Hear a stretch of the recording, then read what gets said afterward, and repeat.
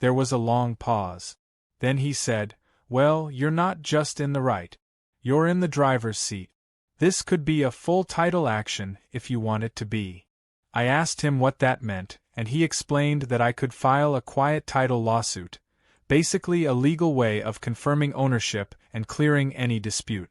"If her house is on your land," he said, "you can either negotiate a sale, lease it to her, or even force a removal. It's up to you." The idea of evicting Karen from her own house felt extreme, but after weeks of harassment, threats, and social media tantrums, I wasn't feeling particularly generous. Still, I decided to play it smart. I told Preston to prepare the documents but to hold off on filing until I'd made one final offer to settle this civilly. Part of me hoped she'd see reason. The other part knew better. Meanwhile, Karen was doubling down. She'd organized a community emergency meeting in the HOA clubhouse. I received a hand-delivered invitation, another red-stamped envelope, though this one had a photocopied image of my face next to a caption that read, "Property Predator?" in bold letters. I showed it to Preston, who nearly spit out his coffee. "Good," he said. "She's documenting her own defamation case now too." I decided to attend the meeting just to see what kind of circus I was up against. The clubhouse was packed with concerned neighbors, most of them sitting quietly, unsure why they were even there. Karen stood at the front with a slideshow presentation that looked like it had been made in 1998. She clicked through blurry screenshots of the survey flags, labeled them invasion markers, and showed zoomed-in pictures of me holding a clipboard as if that alone proved I was part of some shady land-snatching cartel. "He's not one of us," she declared. "He's trying to break our HOA from the inside and take over our land." A few people clapped, but most looked deeply uncomfortable. When she finally gave me a chance to speak, I kept it short. I simply pulled out the official land survey, laid it on the table, and pointed to the exact line where her house crossed into my property. Then I pulled out a copy of my grandfather's deed and showed that my family had owned this land since 1982. "I'm not trying to steal anything," I said. "I'm just defending what was already mine. If anyone here had this happen to them, I imagine you'd do the same." The room went silent. Karen's face turned the color of tomato paste, and for the first time in weeks, she had no words. She just stood there blinking, trapped in her own mess. The next day, Preston and I sent an official notice to Karen and the HOA board. It explained that her property was encroaching, that legal action was pending, and that she had two options: purchase the sliver of land her house rested on or sign a lease agreement to rent it from me. We even offered a below-market rate if she agreed to stop her harassment and retract the false claims she'd made publicly. For any reasonable person, it was a lifeline. But Karen wasn't reasonable. 2 days later, she filmed herself ripping the notice into tiny pieces, screaming that no one blackmails Karen into paying rent for her own house. The video went viral, though not for the reasons she wanted. The comments were brutal. People called her delusional, arrogant, and even asked if she'd ever heard of a land survey before. One guy wrote, "You're yelling at the guy who legally owns your porch. Maybe try cookies next time instead of court threats." I watched the video 3 times, not for satisfaction, but to remind myself just how far she was willing to push this. Meanwhile, Preston had filed the quiet title suit. It would take time, but we had everything we needed: deeds, survey, documentation, video evidence of her admitting to knowing about the boundary dispute and ignoring it. Karen's refusal to negotiate or settle would only hurt her more when the judge saw her behavior.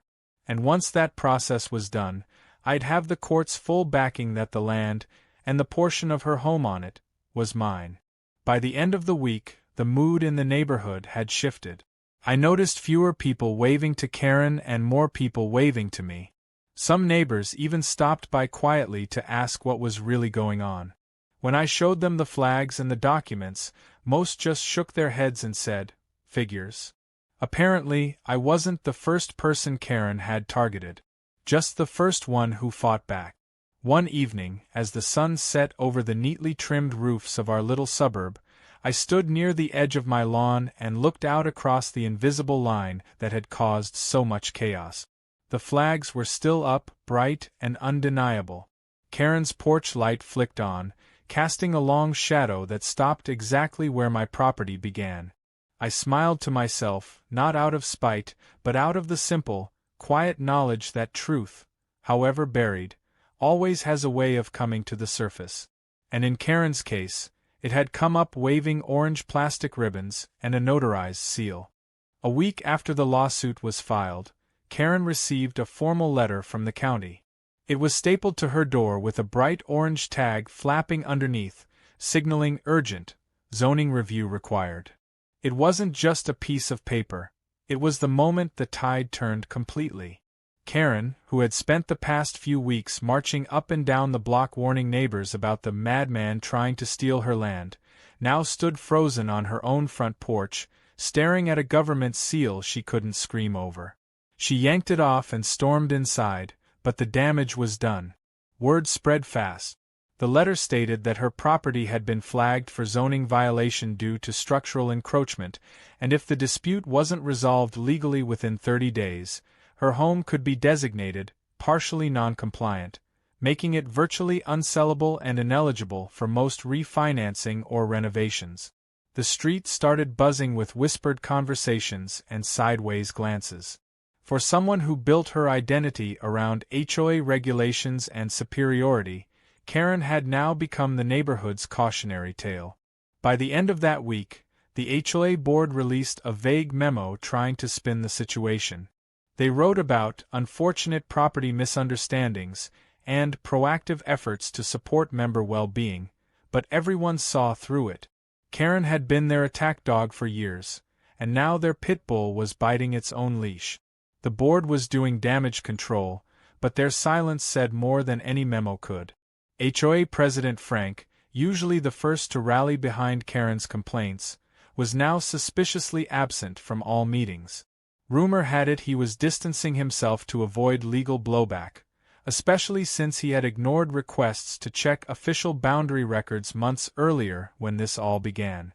I spent most of my days calmly collecting paperwork, coordinating with my lawyer, and sipping coffee on my porch like it was a front-row seat to a live sitcom. Karen, on the other hand, had become a storm with no direction. She paced her yard daily, sometimes yelling into her phone, sometimes talking to the flags like they were enemy soldiers. At one point, I saw her trying to tape a "No trespassing" sign onto one of the survey markers, but the wind tore it off within minutes, leaving it flapping pitifully on her front steps. She wasn't just fighting a losing battle, she was losing it entirely in public view. Then came the turning point.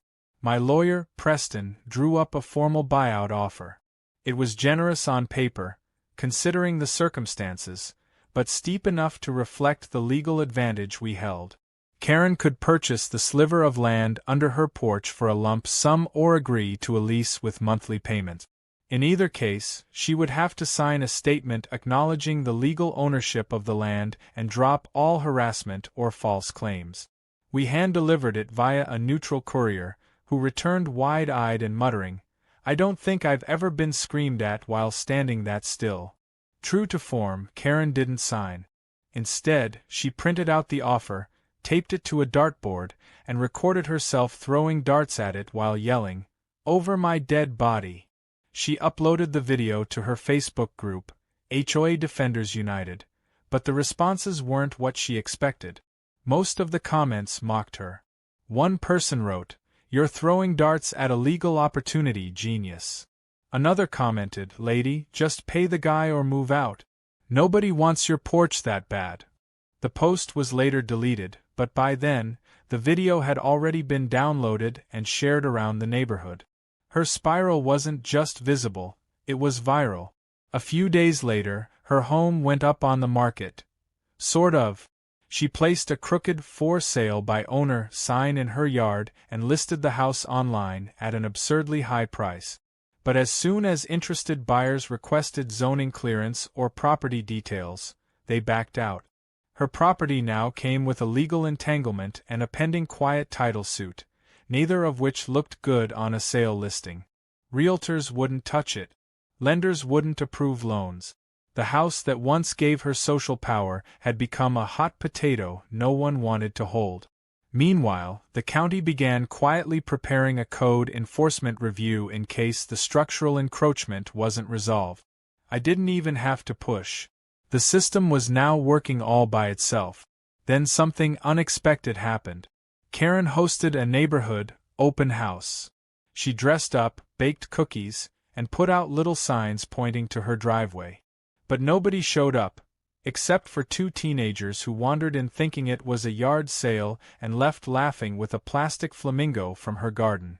She stood alone on her porch, clutching a tray of cookies no one wanted, glaring across the street at me as if I were the cause of her isolation instead of the architect of her own downfall.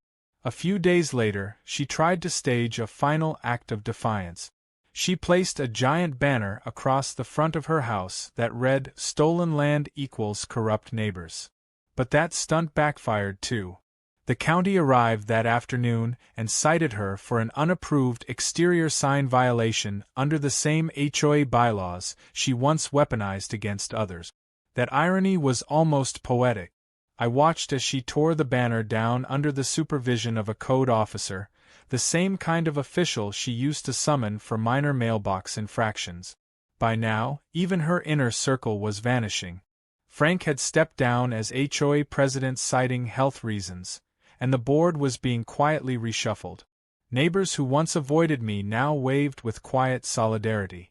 A retired couple down the road dropped off homemade banana bread with a note that said, "Thanks for standing up to her. We've all had enough." I didn't expect to become some kind of folk hero, but I wasn't complaining. Every small act of kindness felt like a vote of confidence in this strange little war over a porch. Karen, for all her noise, had run out of options. With no buyers, no legal leverage, and no support, her only choice was to move. The court date for the title confirmation was set, and she didn't want to wait around to see the verdict. She began packing boxes late at night, quietly for once. One morning, I saw a moving truck in her driveway. She didn't wave. She didn't scream. She just stood there, watching as her porch, my porch, was loaded up with the last pieces of her fantasy. By noon, she was gone. No goodbye, no apology. Just the sound of a sputtering engine and a gravel driveway emptying for good. I stood on my porch and looked across at the house that had caused so much chaos. For the first time in weeks, the air felt quiet, peaceful. The survey flags were gone, the signposts were removed, and all that remained was a house, and the truth beneath it. Soon, that truth would be written into county records, into the deed, and into the land itself. And the best part? I didn't need to yell, threaten, or retaliate. I just stood still, held my ground, and let the truth do the heavy lifting. The morning after Karen left, I walked across the property line with a quiet kind of satisfaction, the kind that doesn't need to be celebrated out loud. The survey flags were gone, but I knew exactly where they had stood. The air was finally still. No barking demands, no HOA letters shoved under my door, no threats about violations or community standards. Just the sound of birds and the occasional creak of a front porch that technically no longer belonged to her. Her house sat oddly silent now, like a stage after the play has ended, curtains drawn, audience gone. For the first time since this all began, I had nothing left to prove, and everything to reclaim. A few weeks later, the court finalized the quiet title judgment in my favor. The records were updated, the deed was revised, and the portion of land Karen's house sat on was now, without question, officially and legally mine. The judge even made a note in the ruling about Karen's repeated refusal to cooperate, which helped close the door on any future appeals. Preston called to deliver the news, and for once, he sounded genuinely pleased. "Congratulations," he said. "You didn't just win the battle. You reshaped the map." I chuckled at that. In a way it was true. The lines had shifted, physically and metaphorically. With the legal dust settled, I decided to do something unexpected. I bought the abandoned house outright through a short